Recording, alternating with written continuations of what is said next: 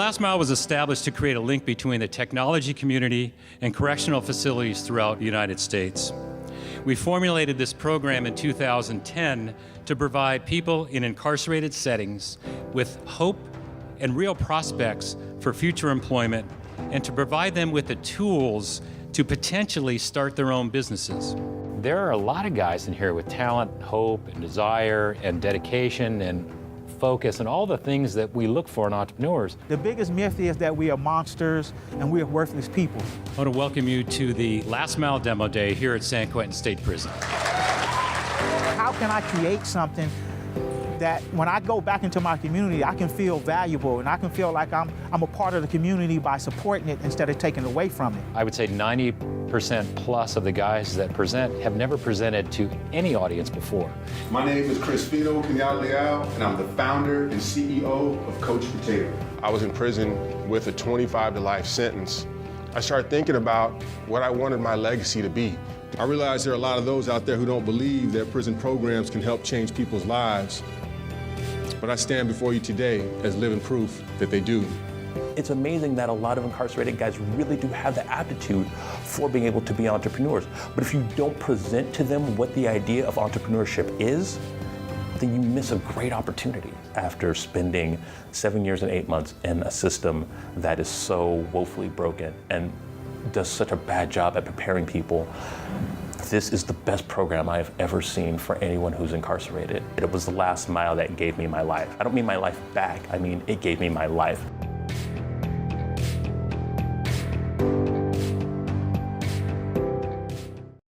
Good evening. I'm Beverly Parenti, co-founder of The Last Mile. Chris and I were inspired to create this program after gaining insight about San Quentin and learning about issues facing the prison system. We believe that having a job is the key to successful reentry and breaking the cycle of incarceration. We run The Last Mile out of our passion, but along with almost 90 volunteers. We leverage our business network, including members of the Battery, some of whom are here tonight. Our mission is to provide in-prison education and re-entry services that result in gainful employment. We believe it's the most progressive prison education program in the country. We teach entrepreneurship and computer coding in rigorous 6-month programs. Our entrepreneurship program culminates in a demo day where our students present their business ideas to a live audience. Some students say it's the best day of their life. On October 6th, we achieved something naysayers said impossible: computer programming training in prison.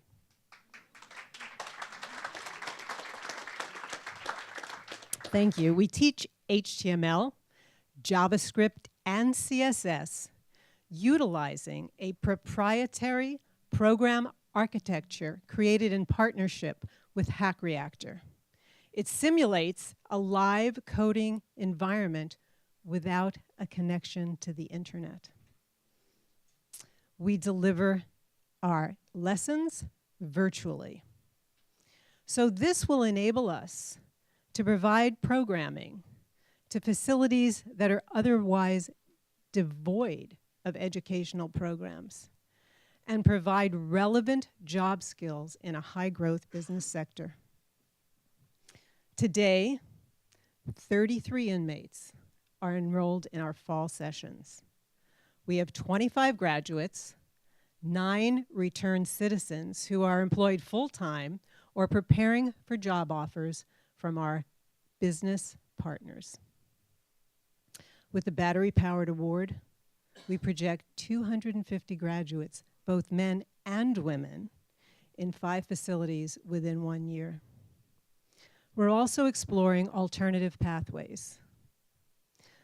James Houston, our 2012 grad, is senior peacekeeper for the city of Richmond.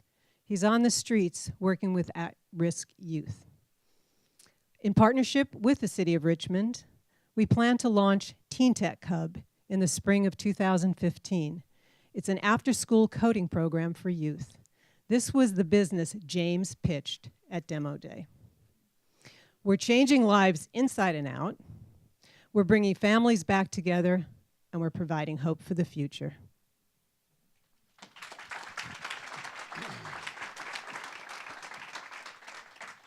My name is Crispino Kenyatta-Leal, and I'm the manager of campus services at Rocket Space. And up till about 15 months ago, I was incarcerated inside San Quentin with a life sentence. And for 19 years, I was commonly referred to as inmate number H10983.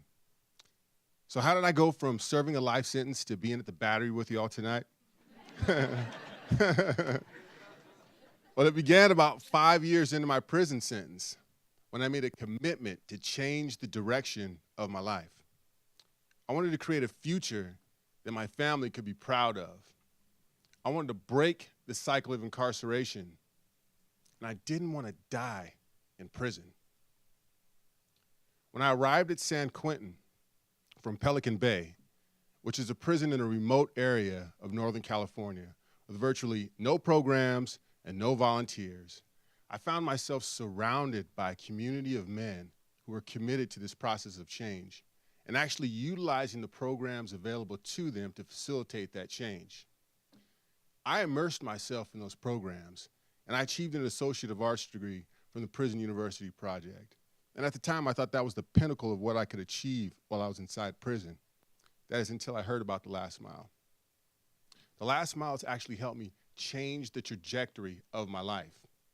It's given me hope, confidence, and helped teach me things that have helped me understand what it takes to be successful in the business community today. Fortunately, through Prop 36, I was released in 2013. And 2 weeks later, I started an internship at Rocket Space, thanks to a job offer that was given to me by Rocket Space CEO and founder, Duncan Logan. And I'm proud to say, I'm proud to say that we've actually hired on 2 other Last Mile graduates to work with me at Rocket Space as part of the Campus Services Division. And I can tell you right now that I am just so proud of what this program is able to do. Supported me on the inside, continues to support not only me, but the other graduates on the outside. And people always say, hey, Kenyatta, you're an exception to the rule. Well, let me tell you, ladies and gentlemen, I wasn't so exceptional 19 years ago when the judge was giving me 25 to life in prison. I believe that if you treat a man as he is, he'll remain as he is.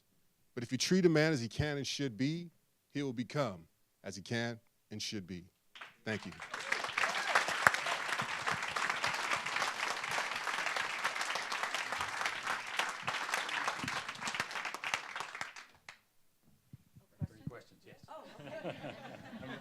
I'm not quite ready. Okay. Still.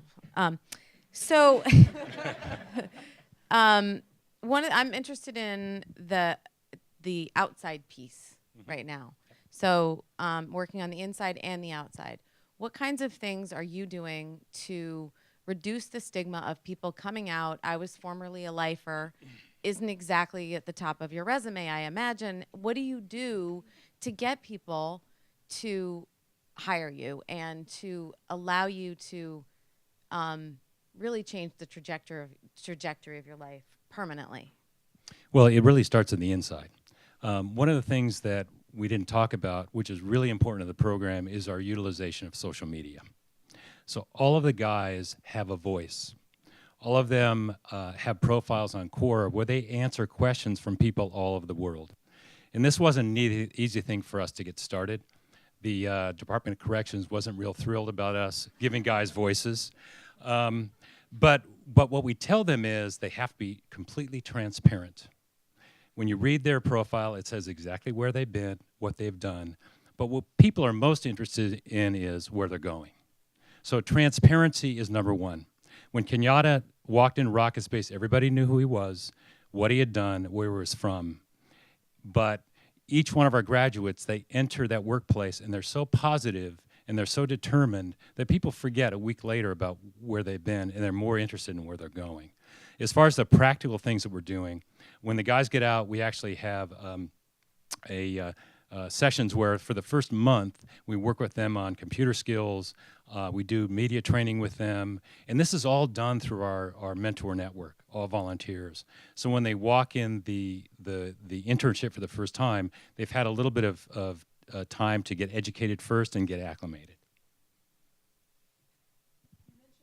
Invested in online learning, closed environment, which means that technology can help you scale. But what are the relationships that you need to make at the facilities to be able to get acceptance and adoption of this program? Yeah, we actually now have a waiting list of facility, which is great. So the big challenge for us, especially when we wanted to introduce coding, was connectivity. So the challenge that we created, or we put to Hack Reactor, was create a online experience without being online and allow guys to code without connectivity. And it took them 8 months, and they did it. So we have these guys now writing code, and the only connectivity we need is for that feed. So we do a live feed twice a week where we have instructors that are remote that will actually teach the class remotely. We do have someone on the ground, but they don't have to be the sort of coding expert on the ground. So the adoption and the interest is definitely there.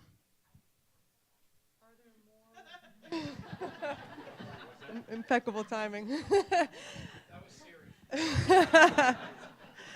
Are there more, you talked about Hack Reactor, are there more things that you need in that space? So this is a room who might be able to contribute beyond finances, especially in this area. What does that look like? Yeah, the post-release mentoring is really critical.